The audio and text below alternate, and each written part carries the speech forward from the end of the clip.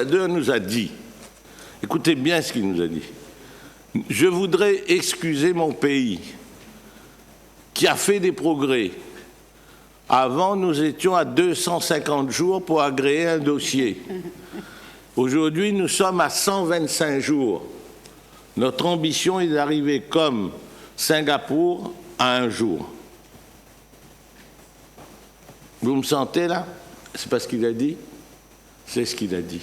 Alors vous comprenez que je ne demande pas un jour, je ne demande pas 10 jours, mais Monsieur le Président, nous demandons à ce qu'on prenne en considération qu'on a été élu et que le contrôle de légalité ne se transforme pas en tribunal de fonctionnaires de l'État parfois trop zélés qui transforment le contrôle de légalité en contrôle d'opportunité. Le premier volet de la loi de programme que nous allons rédiger portera sur l'application de l'article 73 de la Constitution et notamment ce volet de la différence entre le contrôle de légalité et le contrôle d'opportunité. C'est une précision obligatoire pour donner de l'oxygène à l'action des élus dans l'outre-mer.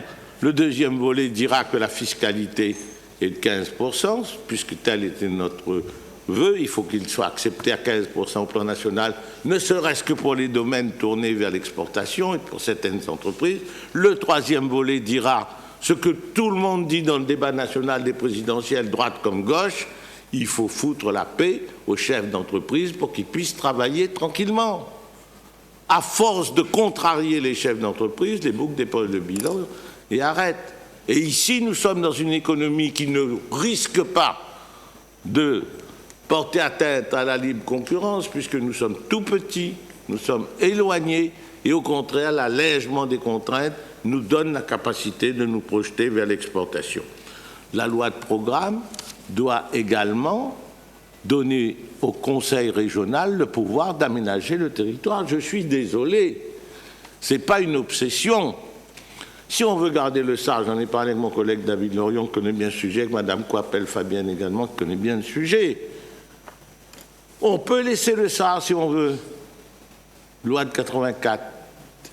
Mais depuis 2003, moi j'ai voté en tant que sénateur, à l'époque, la réforme constitutionnelle qui donne le pouvoir de délibérer à cette Assemblée. On n'a qu'à faire une loi disant que le SAR est établi par le Conseil régional, point barre. Le décret en Conseil d'État fait par le Premier ministre est une tutelle. Et la tutelle est condamnée, pardon, la tutelle de l'État sur une collectivité locale est condamnée par la Constitution. Si vous donnez le pouvoir à la région par le SAR, qui est transféré ici, ou par le STRADET, qui a été voté à l'unanimité en commission des lois et qui, sur pression du député Letchimy, a été rejeté par l'Assemblée nationale, à tort, il faudra trouver un chemin pour que le Conseil régional, main dans la main avec les EPCI, établisse le schéma de développement et d'aménagement spatial de la Réunion, pour que, quand vous verrez des investisseurs, on vient de recevoir, et je félicite mon collègue, président de l'IRT, qui a travaillé 2 awards, l'un de l'Inde, l'un de la Chine, ça fait quand même 3 milliards d'habitants, pas loin, qui disent que la Réunion est une belle destination, mais si les investisseurs viennent faire leurs hôtels ici et qu'on leur dit qu'il faut 6 ans pour libérer le terrain, ils diront c'est pas un hôtel qu'il faut faire ici, c'est un asile pour mettre les élus. Voilà ce qu'ils diront. Alors il faut être sérieux. Monsieur le Président, je m'arrête là, parce que les chapitres de la loi de programme sont encore nombreux, mais je ne vais pas tous les développer. Je veux rassurer nos collègues, ce n'est pas une promesse électoraliste. Le nouveau modèle de développement est en marche par le vote de ce budget qui, physiquement, va mettre en place les actions de développement, de formation, d'épanouissement humain.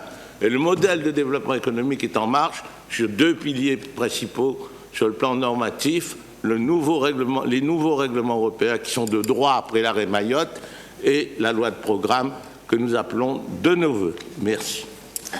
Très bien, merci beaucoup, Monsieur le Vice-président. Nadir Amassami qui avait demandé la parole ensuite, et ensuite Monsieur Anda, Monsieur Foissin, Monsieur Cadet, Beneza.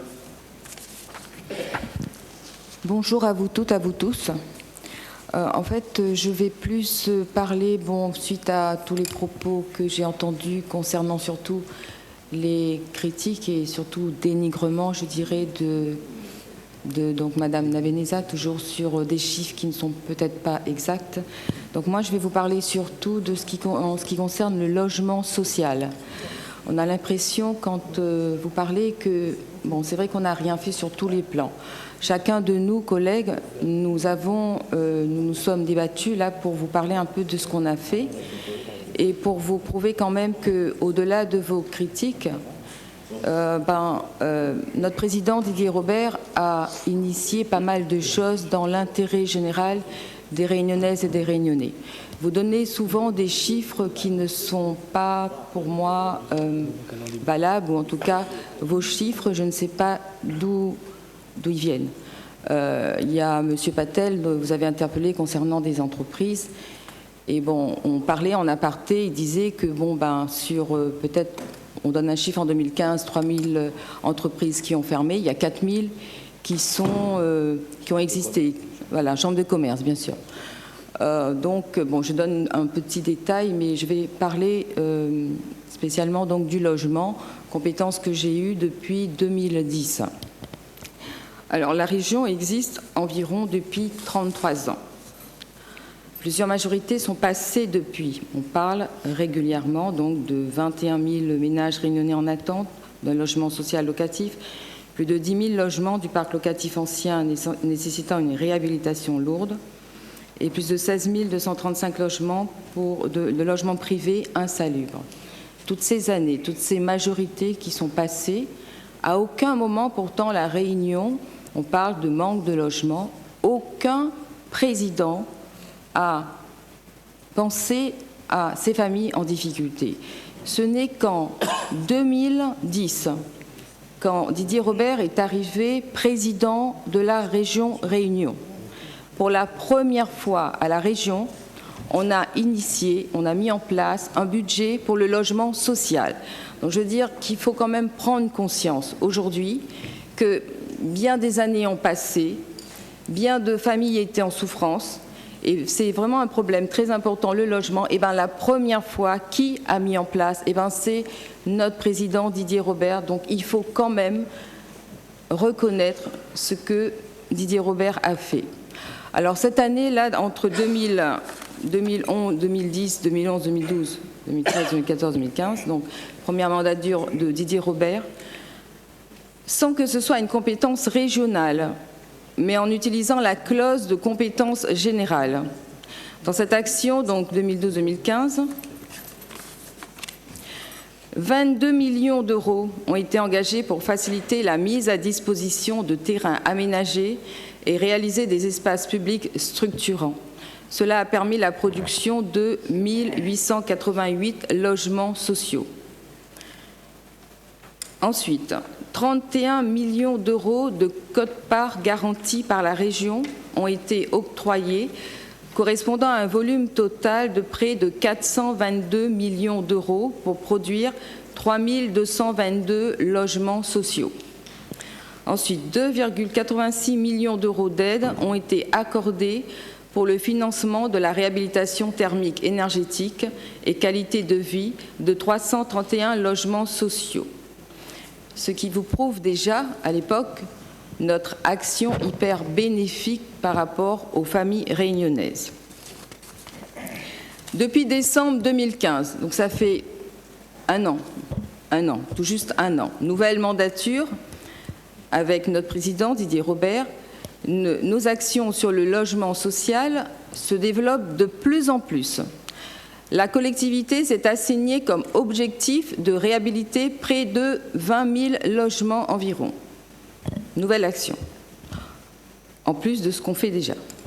La loi NOTRe nous a donné la possibilité d'intervenir sur l'amélioration d'habitat et notre président Didier Robert est encore une fois intervenu de façon volontariste sur l'amélioration de l'habitat, tout en continuant l'action donc sur la garantie d'emprunt où en 2016, 7,8 millions d'euros ont été octroyés donc quote-part région pour une garantie de près de 104 millions d'euros.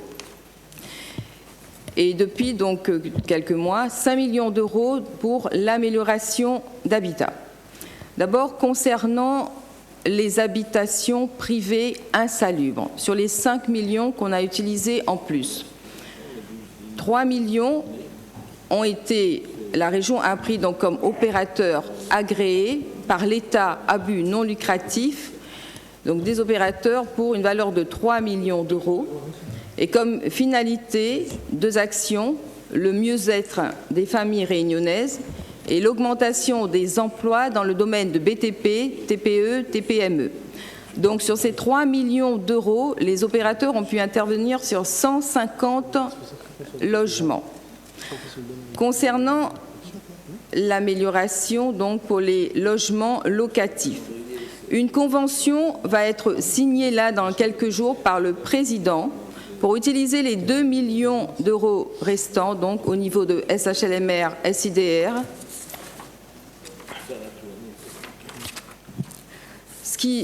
Alors, concernant d'ailleurs SHLMR, SIDR, ce que je voulais rajouter, c'est que la SIDR plutôt, a décidé donc, en début 2017, a décidé de signer un protocole d'accord pour la rénovation-accession de 1500 logements sur 4 ans pour un montant prévisionnel de 14 millions d'euros.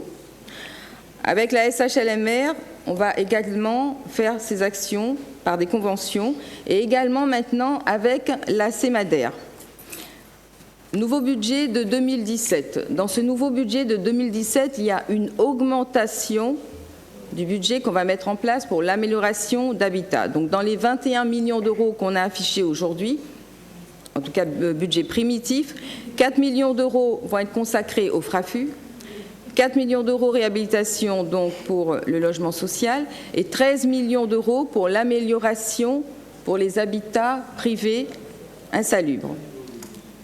Voilà, c'est ce que je tenais moi à dire concernant nos actions sur le logement. Donc vous voyez très bien qu'aujourd'hui, ce n'est pas rien du tout qu'on a fait, c'est vraiment une action hyper importante, grandiose à mes yeux, parce que c'est quand même grâce à M. Didier Robert et notre majorité qu'on a pu initier et que ça se développe. Et dans les 4-5 ans qui viennent, nous allons de plus en plus développer et concrètement, autant les conventions, autant les actions sur les familles, sont déjà en train de se passer. Voilà, merci à vous. Bien, merci beaucoup, Nadia. Monsieur Anda qui a demandé la parole, et ensuite Monsieur Foissin. Monsieur le Président, Mesdames et Messieurs les élus, bonjour. Avant toute chose, je voudrais compléter également ce que disait tout à l'heure Monsieur Virapoulet, que nous avons écouté avec beaucoup d'attention, parce que c'est vrai qu'il faut revoir totalement notre modèle de développement économique. Mais peut-on parler essentiellement de modèle de développement économique sans envisager un modèle de développement sociétal ? En l'occurrence, aujourd'hui, nous sommes à la veille du 20 décembre, la fête Cafre. Oui, il faut le rappeler, nous parlons bien de la fête Cafre. Et je me souviens, lorsque j'étais rentré définitivement à La Réunion en 2005, j'étais alors collaborateur de M. Virapoulet, et nous en avions parlé. Vous m'aviez posé la question, mon enfant, Kosei Shokao à La Réunion. Et je m'étais toujours posé comme question où ça il est la place du CAFRE dans la société réunionnaise. On a l'impression que c'est un sujet un peu tabou, une question qui gêne, quelque chose de lancinant, mais qui est bien présente. Et vous m'aviez dit, à tort ou à raison, que c'était un discours qu'il faut faire attention, Jean-Gaël, ça peut être anti-républicain. Il ne faut pas envisager la société réunionnaise comme cela, en ces termes, mais rien ne bouge et rien n'a changé par rapport à cela. Et aujourd'hui, c'est bien une réalité qui est présente. Et nous sommes à la veille de cette fête du 20 décembre.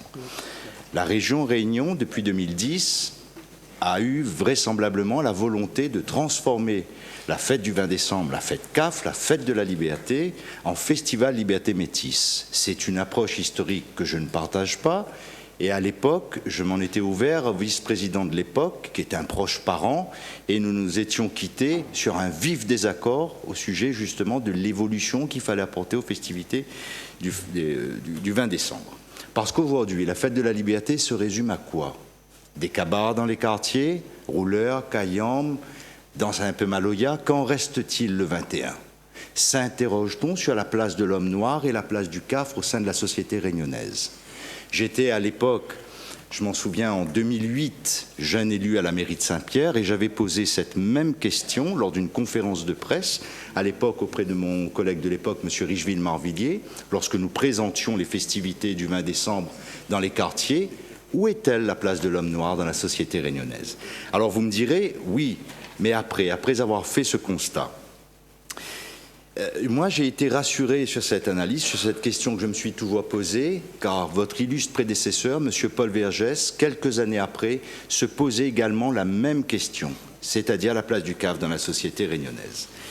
Et lorsque nous en avions parlé à l'époque avec M. Virapoulet, la réflexion de M. Virapoulet nous avait conduit à créer une fête de la réussite. Je ne sais pas si vous en souvenez, monsieur, fête de la réussite, afin d'ériger l'exemplarité de gens qui sont partis de rien, qui, à force de travail, à force d'abnégation, à force de courage, à force de privation, et grâce à l'école de la République, ont pu s'élever dans la société réunionnaise.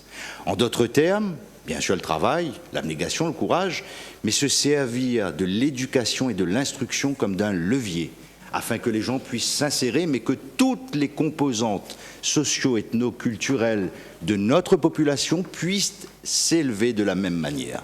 Car nous ne partons pas tous sur le même pied d'égalité. Et c'est très important de le rappeler, Monsieur le Président. Alors, vous me direz, quel lien avec ce qu'on dit aujourd'hui, ce qu'on fait aujourd'hui, à savoir le vote de ce budget? Et je voudrais aborder le pilier 1. C'est une louable intention et nous partageons le passeport réussite pour chaque Réunionnais. C'est une ambition que nous partageons toutes et tous au sein de cet hémicycle. Mais néanmoins, lorsque, par exemple, une des structures, un des dispositifs aujourd'hui de la région, dispositif des cases à lire, nous avons systématiquement sollicité la majorité afin d'avoir une évaluation simple de ce dispositif. Est-ce que ça marche ou pas? Est-ce que des gens auraient appris à lire ou pas? Lorsque nous avons plus de 120 000 personnes qui souffrent d'illettrisme à La Réunion, est-ce que ces dispositifs peuvent porter des fruits que l'on pourrait éventuellement quantifier? En l'occurrence, nous avons pu découvrir que Madame Bénard, Madame, ce n'est pas une attaque personnelle, que vous avez déclaré qu'apprendre la lecture n'est pas la vocation des cases à lire. Ensuite, que ces cases à lire, au sein de ces cases à lire, on réapprend à des personnes illettrées à apprendre. C'est-à-dire qu'on apprend à des personnes à apprendre.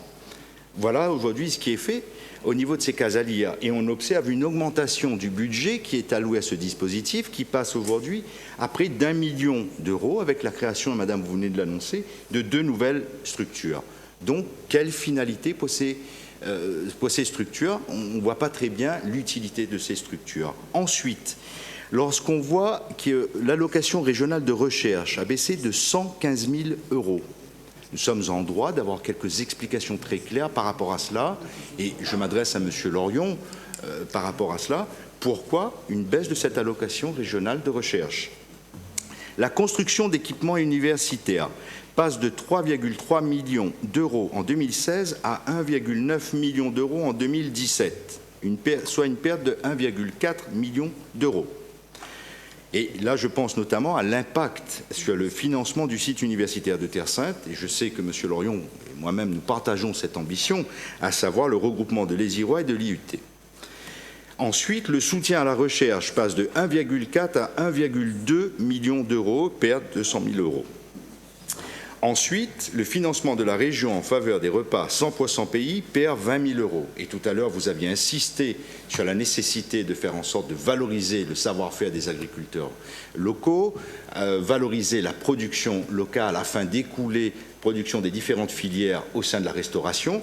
Mais lorsqu'on perd 20 000 euros, ce n'est pas comme ça qu'on va justement redynamiser nos filières. Alors, peut-on avoir des réponses claires et précises par rapport à cela, notamment sur le dispositif des cases à lire, et pourquoi autant de baisses au regard de ce que je viens de citer auparavant? Voilà, je vous remercie, mesdames et messieurs. Très bien, merci beaucoup, monsieur Honda. Monsieur Foissin, Stéphane Foissin, ensuite monsieur Cadet, madame Nabéléza. Est-ce qu'il y a d'autres prises de parole? Madame Coipel, ensuite. Oui. Monsieur le Président, je voudrais intervenir sur trois sujets. Le premier, c'est le plan de relance régionale et en tant que président de l'Association des maires, je ne peux que me réjouir de la poursuite de ces enveloppes destinées au premier plan du développement les entreprises de La Réunion, au départ, c'était ça le plan de relance, c'était redynamiser les entreprises rayonnaises. Et grâce à cela, les communes, les collectivités ont pu, pendant quelques années, lors de la mandature précédente, mais aussi bientôt, ont pu réaliser des rénovations du bâti scolaire pour certaines communes, piscine municipale pour ne citer que Salazie, et nouvelle école sur Grand-Îlette avec une école qui est en train de glisser et fissurer. Donc ces financements ont permis quand même aux communes d'avoir un développement inattendu.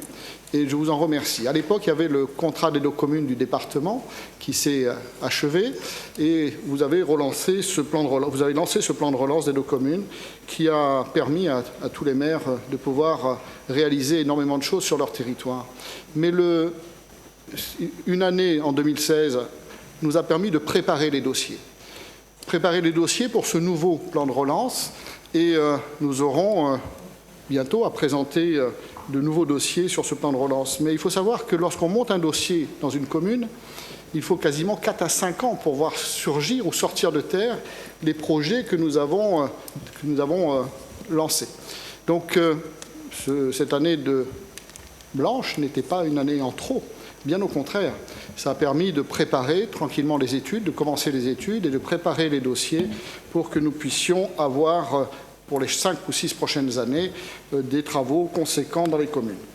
Concernant les touristes, nous avons parlé, M. Cadet nous a interpellé sur le nombre de touristes. L'observatoire qui est à l'IRT est à votre disposition, monsieur, pour avoir ces chiffres, il n'y a aucun souci. Il suffit d'appeler l'IRT et d'appeler l'observatoire et on vous donnera tous les chiffres que vous voulez sur toutes les clientèles possibles et imaginables qui viennent ici à La Réunion.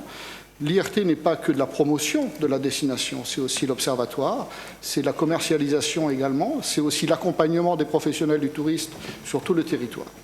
Et ma dernière intervention sera pour la fête CAF.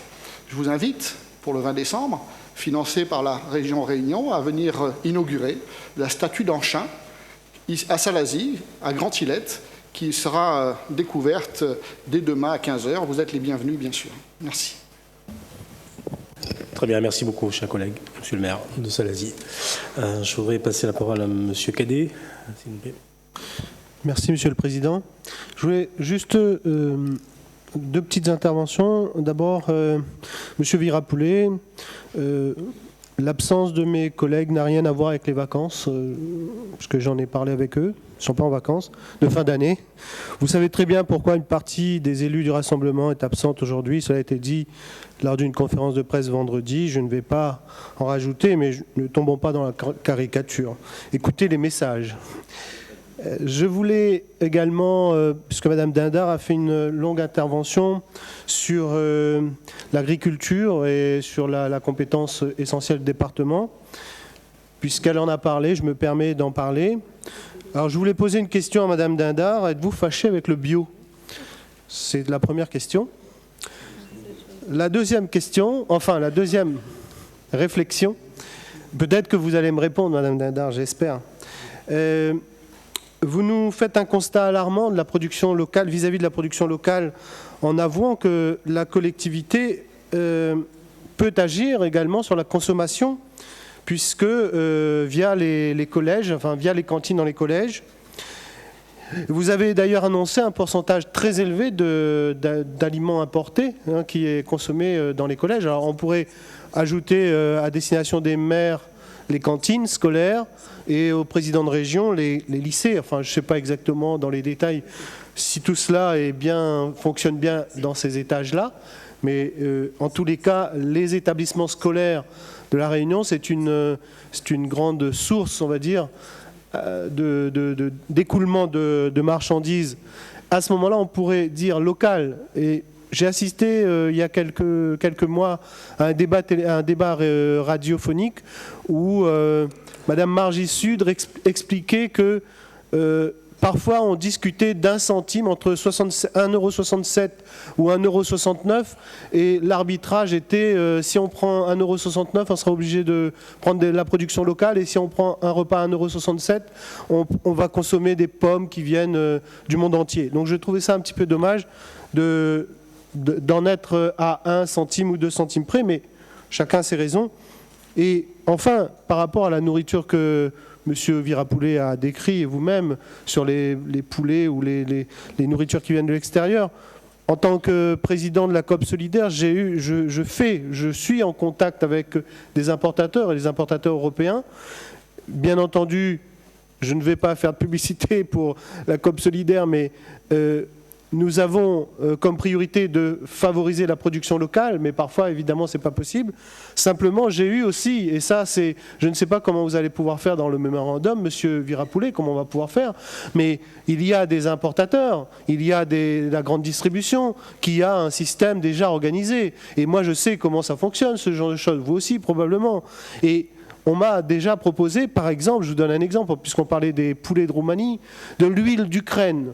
Je n'ai rien contre les Ukrainiens, mais c'est un grand pays producteur d'huile. Simplement, on nous propose à La Réunion, en Ukraine, ils ont créé des usines qui récoltent les fonds de cuves de toute l'Europe. Alors, c'est comme du vin, hein, en fait, ça a la couleur du vin, donc ils récoltent les fonds de cuve, au lieu que ça soit jeté, c'est ramené en Ukraine, c'est lavé avec du savon, on rajoute des produits chimiques pour redonner un semblant de couleur d'huile de tournesol, et on refourgue ça aux Réunionnais, pas seulement aux Réunionnais, au pays.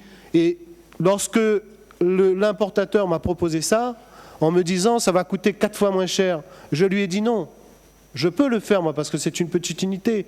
Mais à grande échelle, à La Réunion, lorsque les gens voient des grandes promotions, la population réunionnaise se précipite dessus parce qu'elle n'a pas les moyens. Et à ce moment-là, ce sont des produits qu'ils ne peuvent pas contrôler. Ils ne savent pas d'où ça vient. Ils ne savent pas ce qu'il y a dedans. Probablement, ça nous est tous arrivé, et j'en termine, d'avoir par hasard acheté ce type d'huile. Il y a quelques bulles qui sortent. Ne vous posez plus la question maintenant. C'est du savon qui est dans l'huile. Merci. Très bien, merci beaucoup. Madame Beneza, Madame Coipel, Madame Danard, Monsieur Laville d'Orion. Merci, Monsieur le Président. Donc, pour répondre un petit peu donc, aux différentes interventions, donc d'abord, Madame Vitry, juste vous préciser que donc, mon nom, c'est pas Madame Nabenaza, mais Madame Nabeneza, s'il vous plaît. Donc, si vous ne pouvez pas écorcher, ça serait bien, j'apprécierais. Sur votre remarque, je ne doute pas de votre engagement à votre président, loin de là, et donc vous avez vos raisons. Par contre, je pense pour autant, et là, ne voyez absolument aucun jugement de ma part, que si vous étiez plus présent en 2016 à La Réunion, vous vous serez rendu compte, comme moi, des vraies réalités sur ce territoire. Pour Monsieur Fournel, je crois que vous ne m'avez pas bien entendu, ou alors c'est de la mauvaise foi. Donc je sais que c'est enregistré. Je vous invite à réécouter l'enregistrement. Je vous ai dit que c'était donc mon propos commençait comme ça, sans remettre en question la nécessité de la nouvelle route du littoral. Je me suis interrogée sur le retour sur investissement sur l'emploi local. Donc il n'y avait absolument aucun rapport sur la nécessité de faire ou de ne pas faire la NRL. Je pense que ce débat-là n'a même pas lieu d'être. Par rapport à ce que vous annoncez sur les mauvais articles que je lis et votre invitation à venir vous voir pour avoir les vrais chiffres, je note juste au passage que lorsque les articles sont mauvais pour la majorité, qui ne sont pas à votre avantage, ces articles-là ne sont pas bons, ils sont bidons, les chiffres sont mauvais. Est-ce à dire donc que l'INSEE, le LIEDOM et l'AFD donc ne sont pas des organismes probants, en tout cas ils ne savent pas faire de bons statistiques, pourtant ici même, et je pense pour d'autres schémas, notamment pour ne pas les citer le SAR que vous avez piloté dans l'ancienne mandature, on s'appuie, comme à l'accoutumée, et d'ailleurs la majorité des collectivités s'appuient sur l'INSEE en termes de statistiques. Donc quand ça ne vous arrange pas, ces articles sont bidons, sont mauvais, les chiffres ne sont pas bons et vous avez la réalité de ces chiffres et donc ce que ces organismes supposés être indépendants disent ne sont pas la vérité. N'est pas la vérité, pardon. Pour M. Guezlo, quand je parlais de 2 millions, je parlais en fait du déficit de votre structure qui a été en fait ici même en assemblée plénière qui avait été validée il y a quelques mois de cela. Donc l'assemblée plénière avait voté donc 2 millions pour combler le déficit de la SPL ER. Donc je suis ravie d'entendre en fait que c'est plus que 2 millions. Donc vous venez de me dire que il faut rajouter 3 millions. Donc, parce qu'à côté de ça, il y a donc les commandes qui vous sont passées. Donc, en réalité, donc, merci de cette précision. Pour Monsieur Picardo, donc j'ai bien noté, Monsieur Picardo, votre remarque, mais par contre, je voulais savoir à quel titre vous intervenez. Est-ce que vous intervenez en tant que vice-président de la région Réunion ou est-ce que vous intervenez en tant que président de la Chambre des métiers? Donc, c'était une question, puisque je ne sais pas en fait quel était votre statut lorsque vous m'avez répondu. Malgré tout, Monsieur Picardo, l'enveloppe qui est conséquente et qui a été allouée n'a pas empêché, vous avez lu la presse comme moi ce matin, et d'ailleurs ça vaut aussi pour Madame Ramassamy, que le président de la FABTP, donc c'est le quotidien de ce jour, dit que la crise dans le logement va se traduire par 1500 emplois en moins dans le BTP en 2017.